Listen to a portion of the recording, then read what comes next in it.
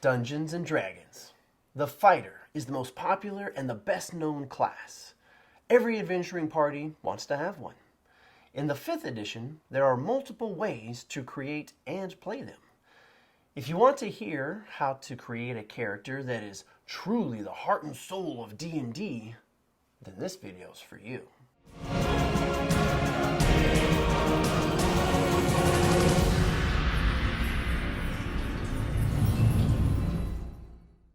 Hello, I'm DM Dunn. This video will be a beginner's overview of D&D 5th edition Fighters. When you first hear about D&D, Fighter is typically the class that automatically comes to mind. Someone tough and trained to survive dungeons and possibly the attacks of dragons. The Fighter class is the most known and common class. Because of this, the 5th edition player handbook gives some fantastic diversified options. You can make multiple different fighters and not have any of them that are duplicated.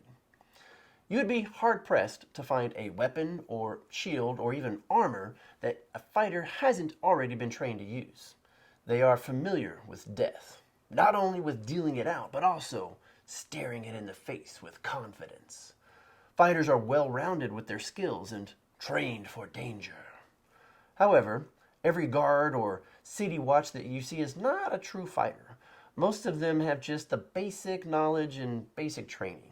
True fighters will be veteran soldiers or military officers, highly trained bodyguards, knights, and such. From these professions, it is a rather easy transition to become a professional adventurer. Yeah, the chance of death may be higher, but so too are the potential rewards. You're much more likely to find a badass magical weapon as an adventurer than you are as a soldier. When creating your fighter, decide how and where he or she got all of this great training. Furthermore, why are you the cream of the crop? Did you or do you have a specific motivation? Are you always striving for improvement and growth? Are you on the path of revenge? Also, where did you get your training? Was it private security, an army? Are you self-trained? If you have seen my other videos, then you hear me say, choose something that makes your character fun for you to play. With that said, the recommendation is to put your highest ability score in Strength. The easy go-to for your background would be Soldier, but feel free to mix it up if you like. The Barbarian is the only class that starts with more hit points than your fighter does. And because of this, your team will probably expect you to be out in front of the battle, protecting them from all of the damage. Just make sure that they don't forget that when they're dishing out the gold and magic items that you find. Your fighter is proficient with any armor, shield, or weapon in the player handbook. They are very versatile. You will also get to add your proficiency bonus to strength and constitution saving throws. You also get to choose 2 skills to be proficient with. Choose 2 from Acrobatics, how agile and quick you are, Animal Handling, Athletics, using your strength like jumping or climbing, History, Insight, like telling if someone is lying, Intimidation, Perception, how observant you are, and Survival, hunting or foraging for food or tracking someone. So, pick 2 that your fighter is best at. You will also have some say-so in the equipment that you start with. These options are listed on page 72 of the player's handbook. At first level, your fighter gets to choose a fighting style that he or she is extra skilled in. There are 6 options to choose from, and this will help define the type of fighter that you are. This is a specialization that you get to choose. Archery is the first option. If you choose this, you will have a bonus to hit enemies with ranged weapons, such as if you are using a bow and arrow. You will have a better chance of hitting your target. The next fighting style is defensive, and you will get a bonus to your armor class, making it harder for others to hit you. Dueling this is the next style, and if you're using a melee, which is a face-to-face type weapon, and no weapon in the other hand, then when you hit your target, you will dish out extra damage. Fourth is great weapon fighting. When using both hands on a two-handed weapon, or one that can be used with one or two hands, then you can re-roll your damage dice if it's a 1 or a 2. This is nice because it gives you a better chance to consistently deal higher amounts of damage. Protection is the next fighting style.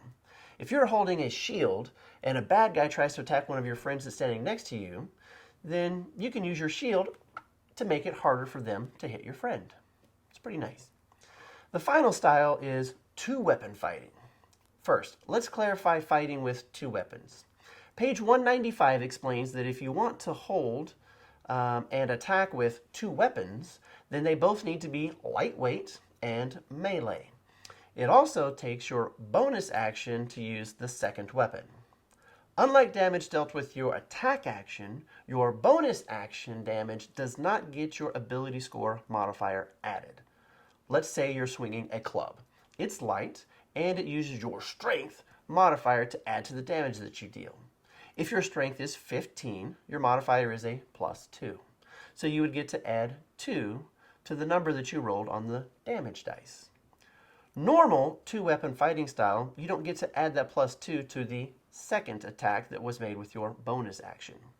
Your fighter has that ability to choose the two-weapon fighting as their fighting style, and with this, your fighter does get to add that same bonus to both of those attacks. And this is very nice. Now that you've chosen your fighting style, the other thing that your fighter gets at level 1 is second wind. Once per a long or a short rest, your fighter can use a bonus action to regain some of the hit points that they've lost. They roll a d10 and they can add their fighter level to it.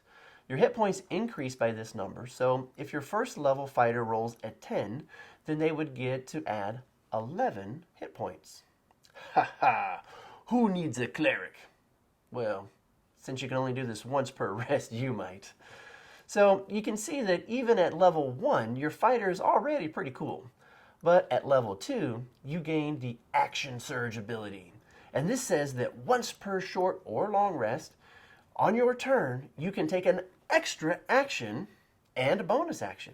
For example, you can use your action to attack, and then you can use your Action Surge to attack again. Or you could use your action to grapple somebody, or hold them is what grappling is, and then you can use your action surge to attack them. However, if they're grappled, then you get to attack with advantage, making it even easier to hit them. Yep, extra actions are cool. And once your awesome fighter reaches 3rd level, they get to make another specialty decision. They will choose one of 3 martial archetypes: Champion, Battlemaster, or Eldritch Knight.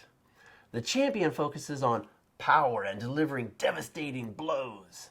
The Battlemaster has studied the art of combat and has access to many different ways in which they can adjust and counter during a battle.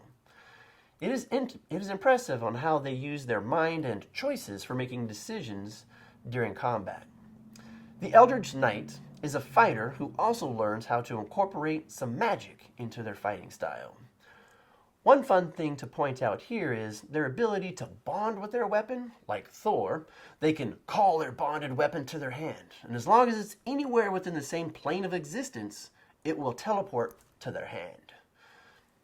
There are many more details. However, this is just a quick starter video to get you introduced into the fighter class.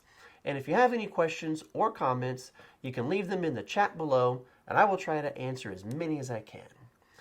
If anyone ever tells you that fighters in D&D are just basic, you now have the knowledge and my permission to laugh at them. Your fighter is very customizable. Make someone fun and enjoy your time playing them. Like always, please help me out by hitting the thumbs up and the subscribe buttons. It's totally free for you, and it really does help me.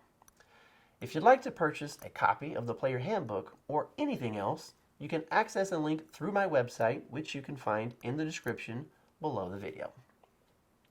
If you use my Amazon link and buy anything from Amazon, then they throw me a few pennies. So if you're going to buy something from Amazon anyway, then why not click on my link and log in? I do need all the help that I can to be able to keep these videos going. You can also help by becoming a Patreon. This is simply a monthly donation that helps me be able to keep bringing content like this to you. You can also access this via the link below. Thank you. And until next time, have more D&D fun with DM Dunn.